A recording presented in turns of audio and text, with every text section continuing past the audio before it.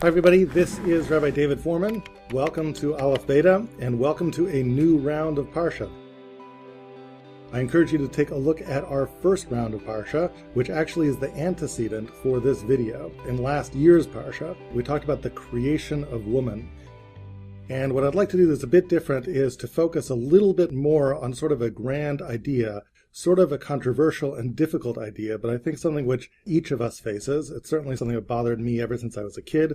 And that is, if it is in fact the case that woman as a creation is so highly valued, as we in fact suggested in last year's Parsha video, if that's really true, then how can it be that men make this blessing every morning? Shelo, asani, isha. Thank God that I was not created a woman. As I just say these words, you feel like cringing. Certainly if you're a woman, you feel like cringing. But even if you're a man who's grown up in the 21st century, how could I possibly say this with a straight face every single morning? It just seems so defamatory.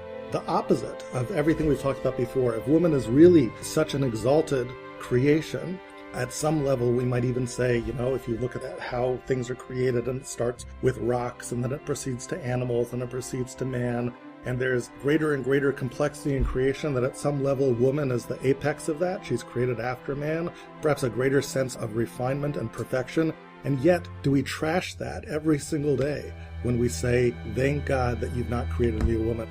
How do we deal with this problem and look ourselves in the eye in the morning? So over time, I suppose I've heard many different answers given to this, and somehow, I guess none of them really struck me as having this great ring of authenticity, and frankly, some of them kind of smacked of apologetics. I'll give you an example of one. Maybe it is the case that women are somehow closer to the divine than men. And okay, so far as that goes, maybe there's some evidence for that. They were created last in creation. Men thank God because men have more work to do to become divine, so they really thank God for all of that work, that privilege that they can work so hard to perfect themselves, and women are already there, so that's what we thank God for. I don't know, when you say shelo, asani, isha, it really sounds like you're pretty happy that you're not a woman. Why am I so happy that I'm less divine? It just didn't feel like that compelling an answer. Maybe it's just me. So the truth is that the Gemara talks somewhat about this issue in Menachos 43b, and various medieval commentators there talk about it. And one of the rationales they give for this blessing has to do with men having more mitzvos that they're commanded to do than women. But what's interesting is that Rashi there suggests another possibility, something that has nothing to do with mitzvos, or actually nothing to do with theology at all. He basically seems to just say that in some fundamental way, in a very practical way, it's just sort of better to be a man than a woman, which at face value sounds like awful. But I want to explore that line of thought with you. I think it's no coincidence that it's just been in the last 70 years or so that people have begun to become troubled by this question. And I think one of the reasons why people have begun to become troubled by this question is because if you would have lived in any other era, in any place on earth, before 70 years ago, you never would have asked why it is that men thank God every morning. You would have known why it was better to be a man and not be a woman. Let me actually take you back to exactly 70 years ago, to an ad to advertise Van Heusen ties. Here's this guy lying back in bed with his beautiful Van Heusen tie, and there's this woman that is literally kneeling in front of him, providing him with breakfast in bed. Show her it's a man's world. It makes your blood boil. For men only, the subtitle says. Brand new man talking, power-packed patterns that tell her it's a man's world. This is not a farce. This is real. And it's only from 70 years ago. Go back 160 years ago. The advent of public education. Education coming to the masses. But the idea that made that practical? The fathers of public education in this country, the early reformers who sought to make education mandatory, premised the economic feasibility of public education on the fact that you could afford to pay teachers because they'd all be women. You could pay them half of what men earned, a quarter of what men earned. Just bring the women in as teachers. The economic inequality was built into the system, and that was considered fair. It was adopted by the United States government. That oppression, that inequality was built into the social compact. Why was it built into the social compact? Where did it come from? Why was it a man's world? That came from somewhere. In the old world, and now think before the information age, before the cotton gin, before the Industrial Revolution, really in the old world, Where did economic power come from? Didn't it really come from physical strength? My ability to cut down the trees and build my house. My ability to fend off the barbarians. That's what economic strength was made of. So in that world, Van Heusen was right. It really was a man's world. It was a man's world because men are just biologically stronger. They have greater upper body strength. And that gave men power. It gave them greater economic power, but it also gave them greater power in a darker way. They could exploit women, overpower them. Armies would plunder, and they would rape the women captives. It wasn't easy being a woman. You know, on the one hand, it's easy to say, hey, we live in a changed world. We wouldn't accept Van Heusen's ads today. And look, we live in a post-information age when it's not so much your physical strength that gives you economic power. It's mind, it's creativity, and women have these kinds of strengths the same way that men have these strengths. So maybe it's an even playing field. Maybe there is no shelo, asani, isha, gratefulness for this comparative advantage of being men today.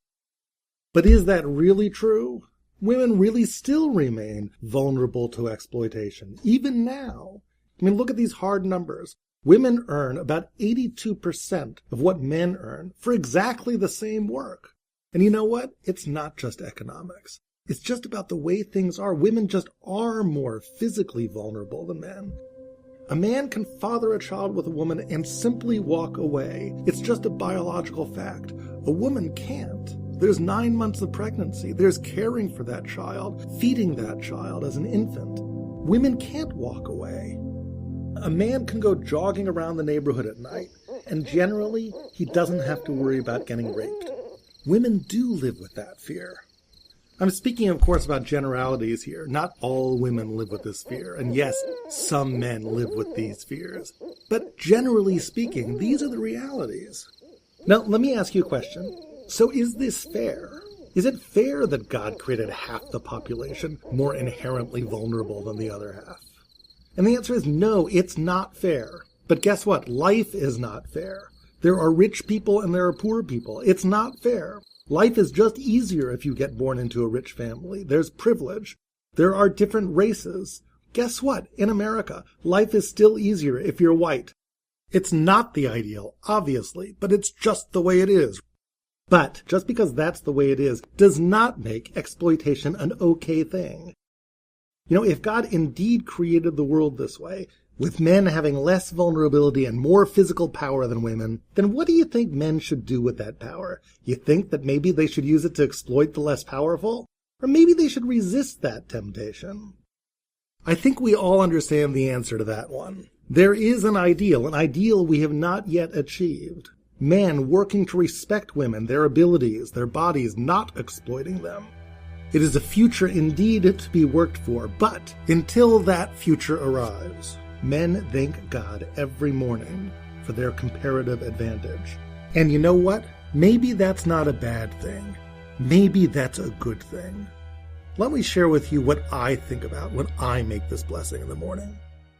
If exploitation is inherently not a very good thing, what's the first step towards a better world? The first step, ironically, is a recognition by the privileged of privilege. You know, here's part of the problem. It's in the nature of the powerful, always throughout time, to simply not really realize just how powerful they are. It's in the nature of people not to realize how vulnerable others are. You gotta work on it. When we don't work on it, we get into trouble. Look at the recent events in Ferguson, Missouri, the black community, and relations with the police.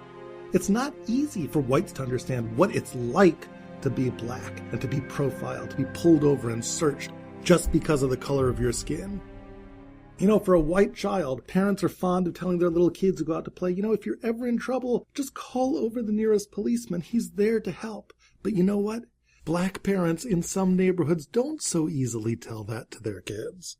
If I'm a kid and I feel like I'm in trouble, how do I know that the officer I talk to is not going to look at me with suspicion? That maybe I'll be the one arrested? It's just hard for whites to understand it. You have to work to understand that. And that's where the full-throated recognition of shelo, asani, isha comes in. It is a vehicle by which men actually look their comparative advantage in the face and recognize it every single day. How can you be expected to deal with privilege and power fairly if you don't even understand that you really have that privilege and power? So when we look towards the future and we ask ourselves, what kind of future do we want to create? Where are we aiming for? Can we create a society where women and men enjoy the same freedom from fear and intimidation? We can. And if we ever did, would the sages of Israel come together and decide it's time for a new bracha in the morning? Maybe they would. I have no idea. I'll have to connect you to the prophecy department for that one. But until we reach that time, it is important that we understand the truth. It is important that men look the imbalance in the eye and recognize it, because that is the soul of empathy. That's what can allow society to finally abandon the scourge of exploitation and work towards a future that we can all be proud of. Hi YouTube, thanks for watching. Don't forget to subscribe to our channel. And for even more amazing Torah videos, check out aleph-beta.org. Just click the link below.